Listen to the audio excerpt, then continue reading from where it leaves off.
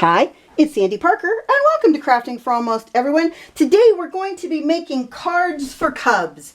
It's a nonprofit that gives cards to kids in foster care. I thought it was a really great thing that we could do, and I hope you'll stay tuned. Well, what I did was, first thing I did is I stamped out a bunch of sentiments and images. Now I'm going to color these, so this is not what they're going to look like, but I wanted to start out with something. And then I had, this is a cardboard box. It's probably either from cereal or maybe some granola bars. Then what I did was I glued a piece of aluminum foil to it. Then I painted it, and then I ran it through an embossing folder. And I wanted it to look distressed like this, and I'm going to rub more off of it, but that's what they look like. Some of them, the paint stayed on it better. Some of them, it came off more. They just are kind of cool looking. And so I wanted to use those, I think. I might cut them down more. Then what I did is I went to my scrap of, well, just my scraps that I keep those layering, the layering weight, I think they're like 4.5 by 6 inch pattern papers. And I had a bunch of those pre-made card bases from Michaels. And I'll show you on the back. That's the pre-made card bases, or some of them, that I used. And then what I did is I just glued on, I cut these down to 4 by 5.25, and then I glued them on so that I have some kind of base to go with. But I didn't want to waste all of my scraps, so what I did was I cut them, hopefully you can see them, they're kind of off to the side. I cut them into diamond pointed, like triangle pointed. I'll show you how I did it. I took my Fisker's guillotine cutter, and actually I think the guillotine works best for this. I don't know if you've ever tried it, but here's how I do it. I'm going to try and turn it so you can see it better. I angle it, maybe I don't know. All right, I'll turn it this way maybe. All right, this should be better. I angle it so that there's a point up on the top, and then the bottom comes down. I'm going to cut my hand off. And then I pushed it and did it another, if I had enough room. I did it like that, and then pulled out the rest. And then I put them into stacks. These would be in my green or blue stack. Then even with the really thin pieces, you probably won't be able to see this, but I put them so that the top left-hand side and the bottom right-hand side were in the cut bar. So you get a cut like that. Like I said, even though it's really thin, it'll be fine for these cards. I'll just cut the rest of them so you can just see, hopefully. And these, a lot of them are double-sided, so I checked to see which side I like better and laid them on the pile that I thought worked better for them. Some of these I don't think I'm going to be using, like these ones. I don't really, maybe these burgundy color ones I can use, but the black ones, I don't know, I just didn't think they looked right. The other thing I'll tell you about making one of these, it's kind of like a sunray card. The thing that I always recommend if you're going to do one of these is that you include either glitter cardstock or mirror cardstock in your layers, because I think those really add a lot of impact. Okay, those are my last two, and I'm just going to grab a piece of my mirrored cardstock. Okay, I think I'm going to use this and this to add into our mix, because I think they will add the sparkle that you really need for this. And I'm just kind of whacking them into diagonals. You can make these as wide or as thin as you like. I like to vary mine up because I think it adds more interest to the card. Just saying. I'm gonna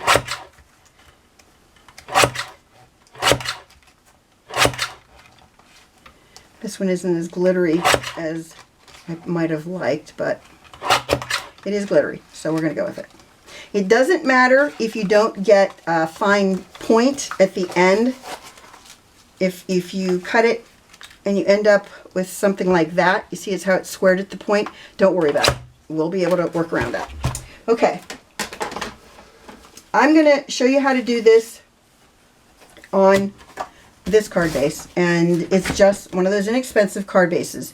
I think I'm going to do these in color. Like this one I'm going to stick with my pink and, well, I'll show you the pile. This pile. Because I don't think that the green pile is necessarily a great match to this. So I'm going to just put all these over here, and then I'll show you how I do it. You can do this with whatever kind of glue you like. You just want to make sure that the glue is covering the whole thing. You could even use carpet tape, which what I might do is carpet tape. It will be super sticky if you do it that way. I think I might glue another piece on top to make it a little bit, I don't know, I don't like the color so much. And I'm going to cut this to 4 1/4 by 5 1/2, so it's exactly the same size as our card base, as I want this to be a secret layer that you really won't see this layer, but it'll make it so that I'm happier with the color that I'm using. I know, it's weird. I'm just weird. And I'm gluing this down with my Barely Art glue. And Barely Art are the people who really put the word out about cards for cubs, and I really think that's terrific that they've done that. Here is that layer. There's that. Okay, so here's what I'm going to do. I'm going to start, it doesn't really matter where you start. You can choose your spot that you want as your center spot pretty much anywhere on the card. I'm going to start with, I forgot to put my carpet tape on. That was kind of bad, wasn't it? Okay. So you're going to want to put a double-sided tape or a glue. You could use a glue stick. If you want a glue stick, you could do that. I'm just going to use this carpet tape because I have it.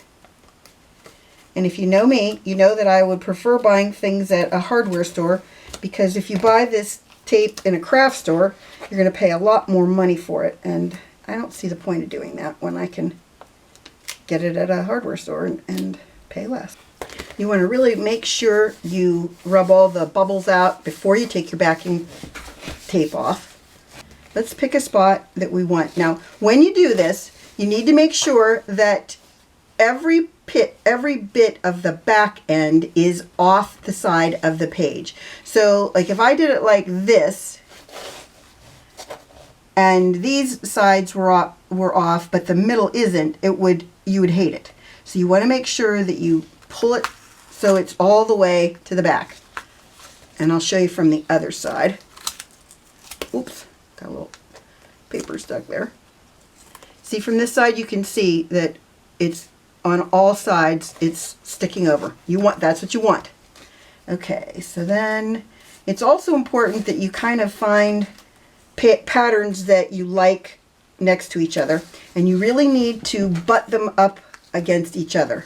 So in this case, I want to make sure they're right next to each other like this. Don't worry that this one's longer and it sticks out. It doesn't matter.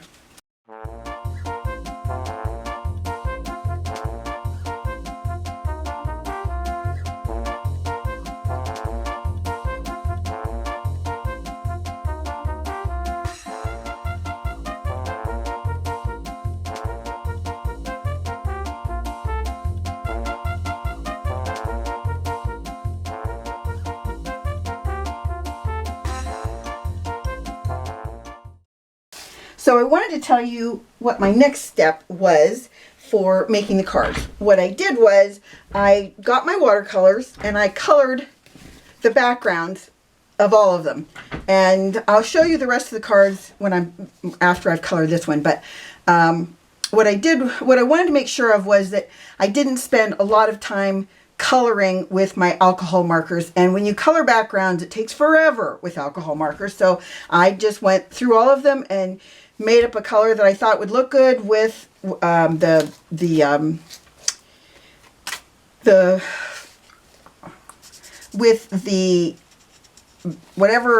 the design was. Like in this case, obviously it's a chameleon, so I wanted to make sure that the background worked with a chameleon. So that's why I painted it green. And I'm just going to quickly show you how I colored all of my, not all of them, but this is what I did. I spent the afternoon and I just colored. I am not the world's greatest alcohol marker colorist. Is that a term? I don't know. But I thought it'd be fun to do, and so I did. I had a lot. Okay, I started out where I committed to doing 5. Yeah, you heard me. 5 cards. In the end, I think I did 24, 25, 20, I don't know. We'll count them when we're done, but I'm going to show you all of them because this is my last one, and I saved it so that you could see the coloring in case you like to see somebody color when they just kind of slap the colors on.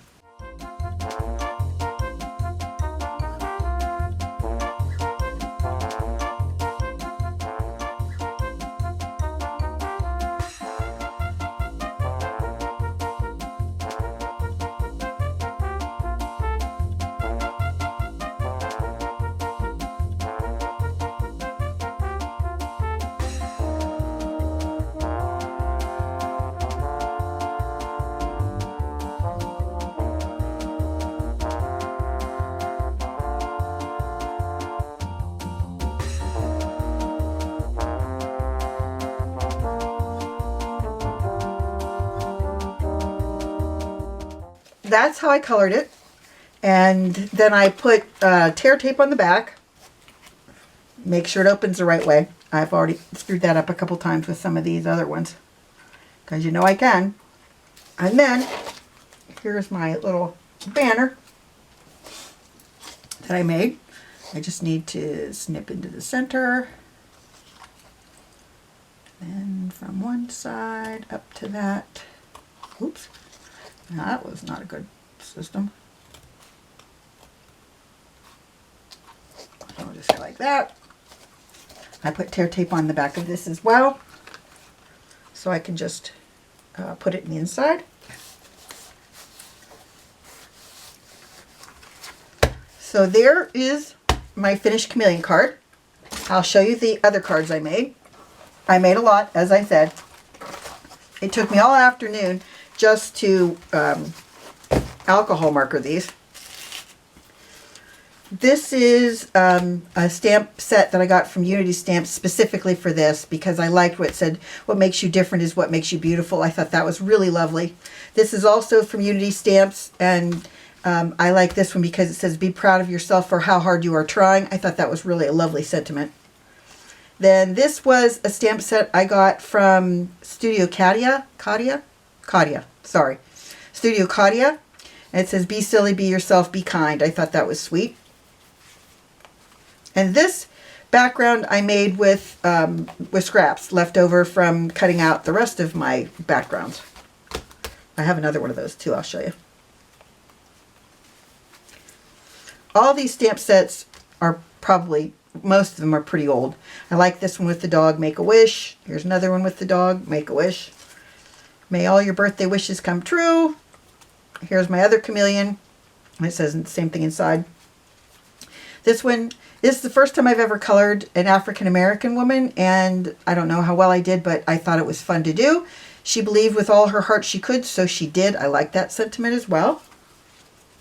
This is the same one as before. What makes you different is what makes you beautiful. Be proud of yourself for how hard you are trying. This one's cute. Have a very special day. Happy birthday. That's for a younger kid, I think. What makes you different is what makes you beautiful. I loved those little squares and circles. The little silver ones. I thought they were really fun. Be proud of yourself for how hard you are trying. Here's for a younger kid. May all your birthday wishes come true. Another one. Be silly, be yourself, be kind. Another one with a little girl, be proud of yourself for how hard you're trying. Same African American girl. Girl with red hair. She believed with all her heart she could, so she did. May all your birthday wishes come true. This is the other one I made with scraps. Proud of yourself for how hard you are trying. I really like that sentiment. I think that's something that kids, I don't know, I never had kids, but I think that kids really want to know that people appreciate the fact that they are trying. Just saying. She believed with all her heart that she could, so she did. And this another one with may all your birthday wishes come true. Now I'll show you some that I made. These ones are not dry yet. They have glossy accents on the balloons. Have a very special day. This one has a bunch of balloons that have glossy accents. And there's another, have a very special day. So that is what I've done for Cards for Cubs. I hope you'll participate too. You have until the end of the month to register and get your cards in. And you can use cards that you already have on hand. You don't have to make something special. It would be great if you just participate. I think it would be wonderful. The more people that do it, the more kids that will have cards, and I think any kid that gets a card is really lucky. So I hope some of you do participate, and I'll have all the information below the video. And I hope you give this a thumbs up and subscribe, and please tell your friends about me on social media because you know I love that. And thanks so much for watching. Bye-bye.